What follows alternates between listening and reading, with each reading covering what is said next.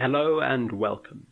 You're listening to Lore and Legend with your hosts Rick Scott and Sebastian Odell. Every week we bring you a legendary tale inspired by the rich traditions of world folklore and mythology. This series of Lore and Legend is called Strange Britannia, exploring dark and lesser-known tales of the British overworld and its hidden beings. In our last episode, Thomas the Rhymer found himself captured after kissing a beautiful stranger under the Eildon tree. In this episode, he relates the terrible history of a man who disturbs the midnight revels of Britain's hidden folk. This is the curse of Pantannas. She rode upon her milk-white steed, and I held her waist behind. And I saw neither sun nor moon, but the roaring sea was nigh. "You think you know this land of Britain, Thomas," said the Queen, "but I say you do not.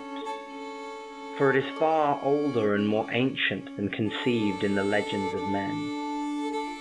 And as they rode, she pointed out to Thomas the hollow mouths of caves in the mountains, from inside of which came the sound of a deep and mournful music. And she told Thomas the dreadful tales of mortal men who heard this music and could not resist.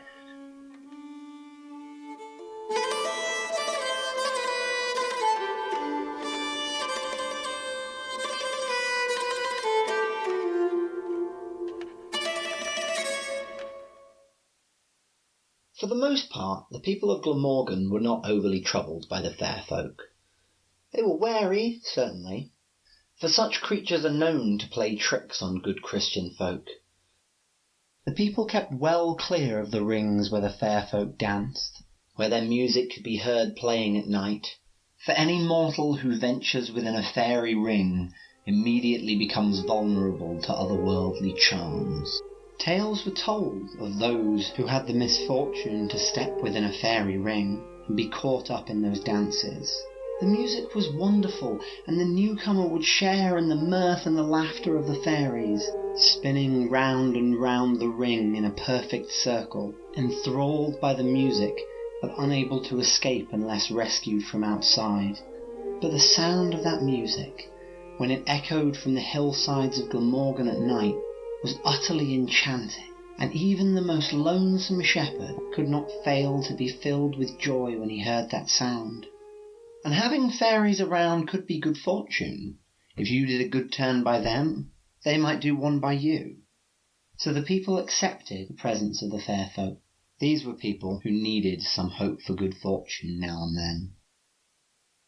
The farmer of Pantannas, on the other hand, was nothing short of enraged by the other folk and the rings upon which they danced. The music would keep him awake at night when he wanted sleep. And more than anything, those rings grew on his land, in his fields where his crops should be growing. People told him not to mess with things he didn't understand, but this would only make the farmer angrier, and he would shake his fist and swear to have his lands rid of the fairies once and for all. And then one morning in spring, the farmer was out ploughing his fields and sowing them with corn. And he came by one of the fairy rings, and the angry impulse seized him again, and without much further thought, he ran his plough straight across the ring, chewing up the ring and driving tilled earth across what remained of it. He waited a moment. Nothing happened. No terrifying consequences befell him. So he continued to plough. He ploughed up all of the earth of that place until there was no trace of a fairy ring left at all, but a patch of earth that looked the same as the rest. And then he went on to the other rings, which he'd been steering away from until now, and he treated them to the same fate. When the farmer of Pantannas returned home that night, all his fields were finally as they should be, all ready to grow his corn. He was greatly pleased with himself. The next day he was walking back to his house on the road that ran alongside his land, when he was stopped by a tiny man in a red coat. The man looked up at him with unquenchable fury burning in his eyes. He unsheathed the small sword and pointed it up at the farmer. Vengeance cometh. And then the man vanished. The farmer was unsettled, but nothing more happened, not that day or the next. It seemed that this man had come to do nothing but bear an empty threat, and any nerves the farmer had about the incident wore off.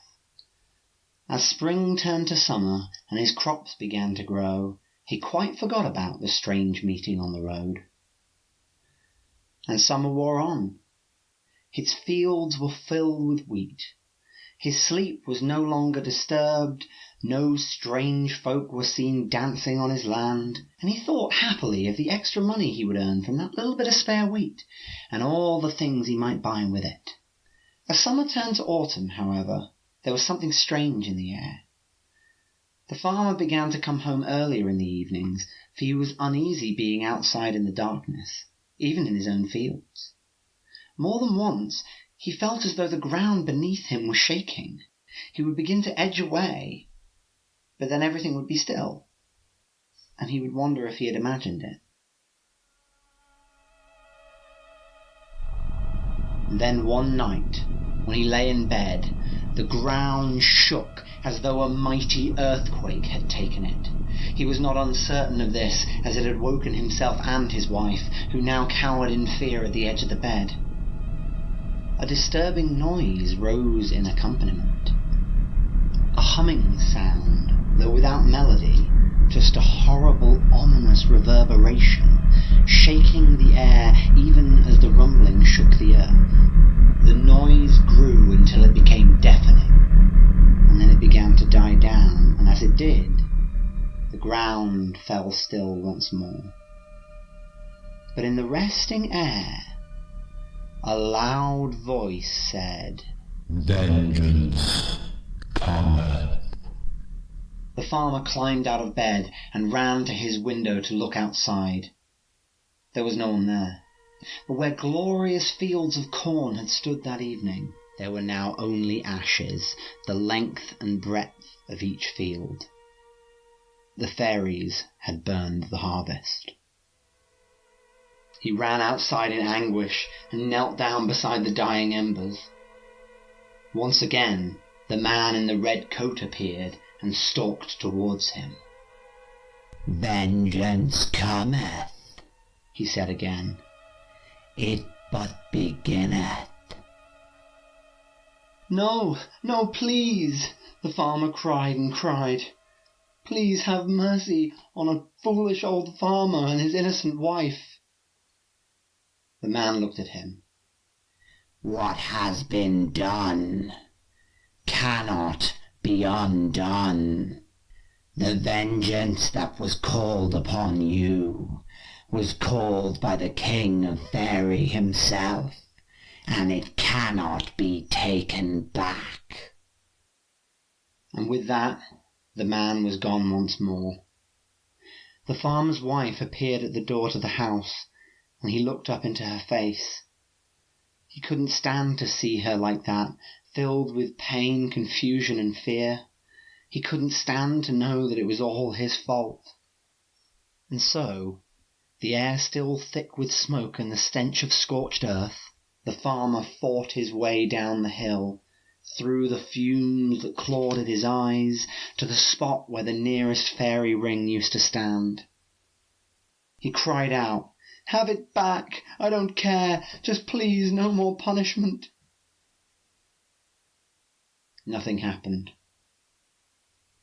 So he started to kick aside the embers until a clear path of earth was made. He went round, kicking more and more aside until he made the shape of a ring once more. He went to the other spots where the fairy rings had stood, and he cleared them too. Then he went back to the house, and as his wife looked on in bewilderment, the farmer fetched bowls of milk, and he placed one into the centre of each circle. Nothing happened. No little man appeared. No disembodied voice called out to him. So the farmer went back inside. But the next day, as he was once more on the road beside his fields now filled with ash, the man in the red coat appeared once more. "The curse of Pantannas cannot be recalled," he said. "But since you have recanted your trespass and proven yourself willing to help us, the king has agreed that the curse shall not fall upon you." The farmer fell to his knees and began proffering thanks after thanks. "Be warned," the man said severely. "Vengeance will yet come. Many years may pass, but vengeance will come upon the house of Pantannas." Years later, the farmer would swear that he had tried to object before the man vanished, but in reality his relief was far too great to be caring about any future generations. The fairies returned to the fields. The farmer lost that little bit of productive land, but music and dances once more came to gladden the fields of Pantannas, and the farmer and his wife lived out the rest of their days in peace. This peace carried on through to the end of their lives and into the lives of their children. When their children were old enough to understand, the farmer sat them down and told them of the curse of Pantannas, the vengeance of the fairy king that could not be lifted. And so it became known, the story that was passed from generation to generation. But as the years wore on, it was talked about with less gravity, with less fear and foreboding. Eventually, it became little more than an old wives' tale. No one seriously expected anything to come of it. And then 100 years had passed.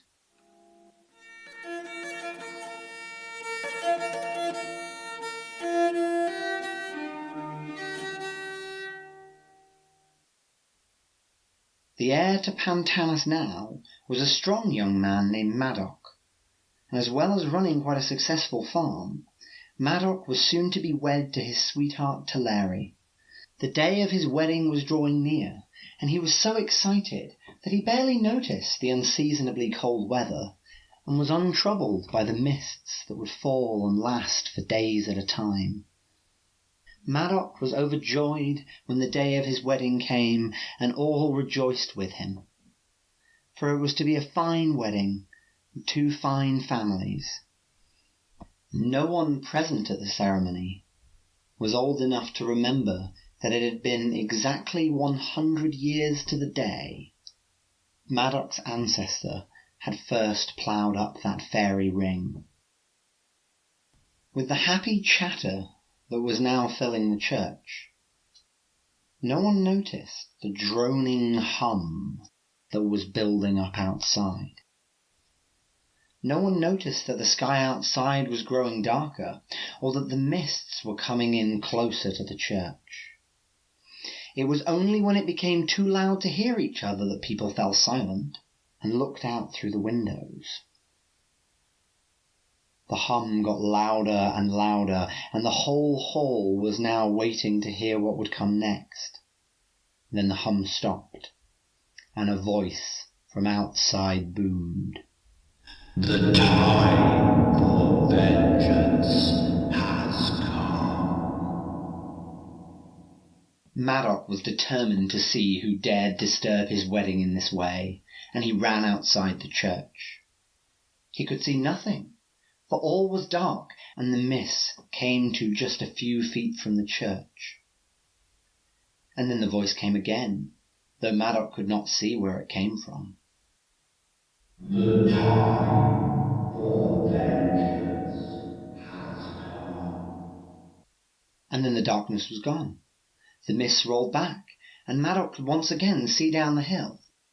There was no humming in the air, just a soft washing of the stream. And Madoc began to hear music. He couldn't hear it very well, so he walked forward to catch it a little better. It seemed to be coming from the rocks of the nearby ridge, and the melody was sweet and lilting, so Madoc walked on until he reached the ridge. Following what was quite possibly the most beautiful music Madoc had ever heard he came to the mouth of a cave. And this is where it seemed to be emerging from. And yet every time he walked closer, the music seemed to get further away. He stepped into the cave. It retreated again. Maddock had by now forgotten all about the wedding he had left behind. He just wanted a chance to hear that music more clearly, so he followed it further and further back into the far recesses of the cave. He was entranced by the music that filled the air around him, but he could never quite hear it clearly enough, so on he went. All of a sudden, the music ceased. Maddock was stood deep into this cave, and suddenly he remembered his wedding, his family, his bride. He must have been gone an hour or more, so he quickly retraced his steps and left the cave. He ran back up to the church, only to find that it was empty, and Maddock realized he had missed his own wedding. Anxiously he hurried home to apologize to his parents and any guests who might have made their way back there. He was thinking of nothing else other than the embarrassment and the shame when he burst through the door. And he stopped dead, for he was face to face with a man who looked just like him, as though Maddock were looking into a mirror. "Who dares enter without invitation?" the man demanded, and Maddock became disoriented. He didn't know how to respond, for he did not know this man, and he had not expected to have to explain who he was. But as he looked around, something was wrong. The house didn't look as he remembered. It was poorer, more barren, and this made him hesitate as he went to respond. But this is my home," he said. "I am Maddock." The man advanced on him. "I don't know who you are," he said, "but the name you claim is not welcome here. For the only Maddock I know is he who brought ruin on this house. He who disappeared on his own wedding day and left a betrothed behind. A betrothed who wept ceaselessly for his absence, and would do nothing each day but pine for his return, who never looked after her own son, a son born in shame out of wedlock. Since then, this house and my line has known nothing but ill fortune and poverty for 100 years. So do not say again that you are Maddock." With that, Maddock knew only grief. Grief for Tulare, for the life that he had given her. Grief for his son. Grief for his parents. But most of all, grief for himself for all that he had missed out on. And he began to weep. He wept so hard that he had to sit down, and the man who had spoken so sternly just now began to feel guilty, and more than a little confused. He leant down to comfort Maddock by patting him on the shoulder, but he lay only a single hand on Maddock when the weeping man turned without warning to dust.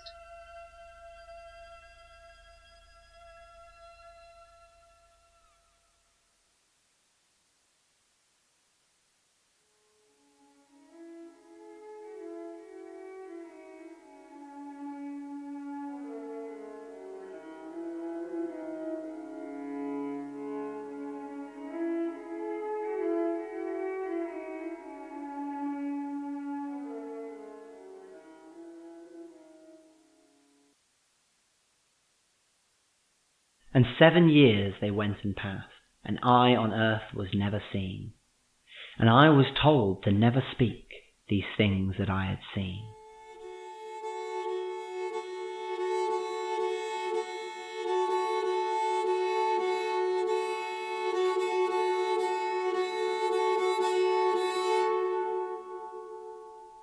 I very much enjoyed your fairy voices.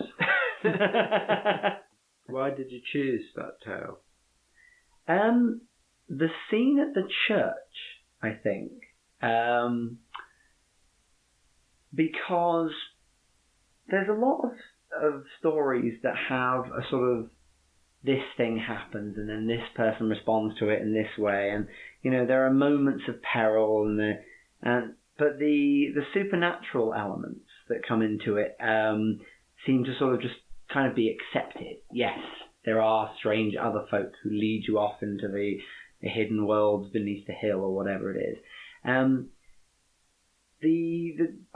adapted the scene at the church to really emphasize these bits, but it's this kind of thing where the darkness suddenly comes down. You get this kind of break from reality as this very clearly otherworldly power, as represented by the disembodied voice, which booms across the hillside with no with no source. It visits this unbreakable curse upon the family. I think that appeals to my imagination a bit more. That kind of sinister, powerful forces at work, as opposed to the sort of slightly diabolical machinations of nefarious individuals. So I think that was one of the reasons I chose that story. In the original story, it's not a wedding, or a wedding is soon to come up, but it takes place actually in Christmas, which I think in Welsh lore, one of the most kind of liminal times in which the earth is most vulnerable to invasion from the other world. People are sort of most vulnerable to its powers. But I wanted to accentuate the thing that Madoc was losing in emphasizing the wedding that was to come as, a central event, so that when he comes back, you don't just think, oh yes, what a sad thing it must have been. You're already kind of invested in that person and the story of their life that they leave behind. We wanted to do this podcast about the hidden people, the other folk, this supernatural race that's a huge part of English folklore. Yeah. But there were some reservations about that. Yes, specifically regarding the use of the word faery, even though it's a very convenient catch-all term for the otherworldly beings that we're talking about. There is a sort of fairly common misconception about what fairies are supposed to look like. We call it the Tinkerbell problem. Yeah, so I actually wanted to talk about Tinkerbell because I was reading up about specifically to look into this, and Tinkerbell is so called because in the J.M. Barrie, Tinkerbell is actually a tinker, like literally fixes pots and pans. Right. In much the same way you might imagine like a brownie would, and has the sort of big swings of temper from helpful and proffering advice and guidance to being in a massive hut, which fits with the sort of brownie hobgoblin mold of Scottish folklore. But already in the J.M. Barrie, you can see like a certain amount of the softening of fairies, but it's not quite the pretty little effete pixie creature that we sort of commonly think of today, specifically when we think of Tinkerbell. Wings and glitter. Yes. The name fairy in folklore covers actually a huge range of different supernatural creatures, which often don't actually have a fixed identity. In many ways, some of these words are interchangeable. Sometimes if you get several versions of a story, you can see the words that are actually being used, whether somebody's a sorceress or a witch, or being fairies or imps or elves, or that kind of thing can change from telling to telling. Yeah.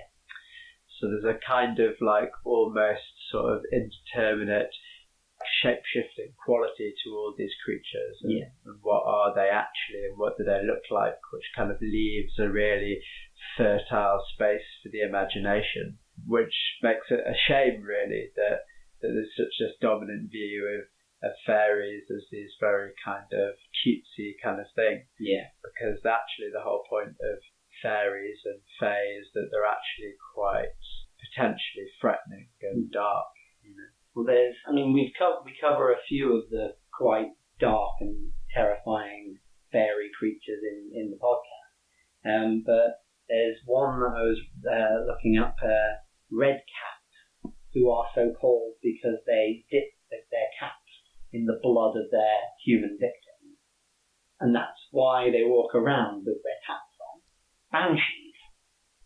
Banshees are a species of fairy creature. Then there's Black Anis, is a famous fairy from the Midlands, and essentially matches the description of a witch who eats children, much like the witch in Hansel and Gretel.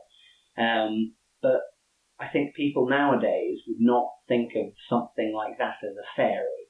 You know, a fairy for a lot of people is quite a specific sort of creature, and as you said, fairy is in stories quite a wide-ranging concept, and it's, as I understand the etymology, it's because the word fairy merely meant enchanted. Right. And it originally was not a noun, but an adjective to describe a kind of creature. Yeah, that's interesting. There are characters in these stories who are a witch or a sorceress. We would probably commonly draw a line between a human who deals with that world and a creature that is of that world, and that line is actually not very clear in a lot of these stories. Well, there's particularly in the fairly commonly known Tamlin, through the Fairfolk convention and Steel Ice Found songs. Tamlin is described as an elfin grey, and when as the story goes on, you get the backstory of Tamlin, which is that he was an earthly knight who was kidnapped essentially and held prisoner by the fairies. But at no point in the story does he sort of disown the fairy identity. It's not that Tamlin is not a fairy; it's just that he's sort of kind of on the way there from being human. So it is, it isn't a thing that you're necessarily born into. You can become fairy as time goes on. No, I've encountered this as well. The sort of the idea that it's catching. That you, if you enter into the world of the fairies, the fae, then you start to take on a magical aura. You know, you become a dealer in that kind of that magic, that kind of substance. You do wonder whether that's reflective of the sorts of attitudes people had to strange people of their towns and villages. People who maybe went off into the forest and dabbled in things that people thought were black and terrifying. Whether those people then got sort of described as fairy, as sorcerers and witches and things like that. And it's the kind of stories that we have reflect the suspicions people have of those odd other people. Yes, well, that whole relationship between strange places, strange things, strangers. Who is this person and where have they come from? What do you think of the depiction of the Fairfolk in this tale? Oh yeah, it's interesting. The involvement of fairies in this story is actually quite similar to the way that fairies come up in Scottish folklore, in that if you leave them be, or give them what's allotted to them, you'll flourish and everything will go well, your farm will succeed, good fortune will be brought upon your house. But if you become greedy, try and take away what's rightfully theirs, frequently in Scottish folklore, it's if you don't leave a bit of the food that you have out for the brownie or the hobgoblin, then it can turn on you.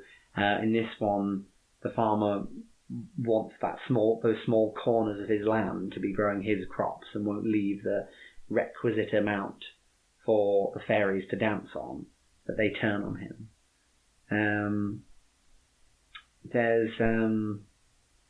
There's a Scottish tradition called the Good Man's Croft, where the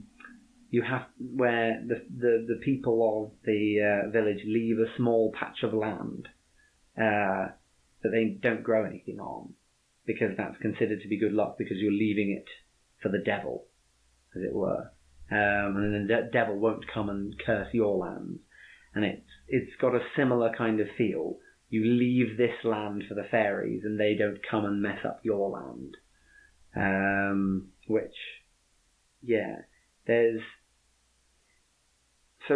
It's almost like there's a meeting here of you don't break the enchanted ring, because just by that symbolic action terrible things happen, but also you don't get greedy in the taking of all the land that you might think belongs to you. Well, I think it's very much, isn't it, a very different conception of human beings' place in the universe, not being the sole inhabitant or the master of the world and of nature, but the idea that you're actually sharing it with neighbours who have other interests to you, and maybe more powerful than you are, in fact. I suppose in a lot of what we would consider traditional Christian theology, that's polarized into God and the devil and the good and the bad, whereas the fairy folk, which kind of subsisted alongside Christianity for a long time, even if the church didn't really like it and tried to assimilate all of that to the devil and the demonic. There's a sense that there are supernatural creatures that are in some ways kind of like us, or like our relationship with our human neighbours. They're not necessarily evil, but they can be if you piss them off. And it's about having to share resources and it's a really intriguing thought, isn't it? If the owner of a patch of oil that had been discovered was told very sternly by everyone around him and by his employees digging up the oil that they had to leave 10% for the selkies in the sea or something like that. Because that in a sense is what the farmer of Pantannas represents. He represents the person who, it's my land, I bought it, it's all mine. I am the, as you say, the sole master, the sole arbiter of what happens to the things that are on my land. And I think that there's, in that sense of what is owed to the fairies and what you don't, what you don't mess around with even on your own land, is that kind of notion that that property ownership is subordinate to the just laws of how you behave and treat the land that you're on, and there's a higher authority. So you can, you count yourself lucky that you have the land that you do, and if you treat it well, then you may continue to do so. But if you don't, bad shit might happen to you. Yes, things like respect for nature, your dependence on it, and the sort of contingency of your own existence is expressed in beliefs of, about supernatural power and other agencies. in a sense, we've lost our respect for nature almost because it doesn't come with any actual supernatural threat attached to it in our minds. Simply consuming all of nature without respecting it does have a price, and it does have a cost, a very real one. Especially in our present day, we don't have anything more immediately to fear, and that's probably a problem. I suspect that one of the things with that is just that, in order to, the people who possess the resources are not necessarily the people who live in that place. And that means that, if they do something, claiming more land or resources than people think they should, you can't have somebody in a sort of paranoid sense be influenced by superstitious gossip. I suppose the thing as well about the ideas about neighbours and having to share land and things is that there have been suggestions that the beliefs in fairies and the Fairfolk, the small people, is based on a cultural memory of other tribes in the past, groups that were, more diminutive in stature.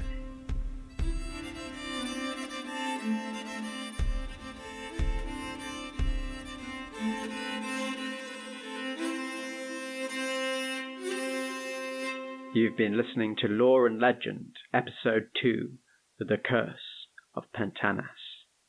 Our story today was interpreted and performed by Sebastian Odell. Music in this episode was performed by Robert Bentel and Ellie Burton. Additional music and sound effects were sourced from freesound.org. You can find a full list of audio credits on our website. For news about upcoming episodes and more info about our stories and their sources in world folklore, find us at www.loreandlegend.co.uk or follow us on Facebook and Twitter @of Lore and Legend. If you like what you hear and you want to hear more, please consider supporting the podcast through our creators page on Patreon at www.patreon.com/lore and legend. Giving just a few pounds per episode helps us to continue making great content and exploring new creative projects for you, our listeners.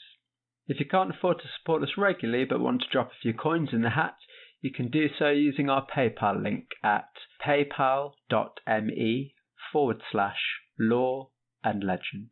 And you can find all of those links at loreandlegend.co.uk.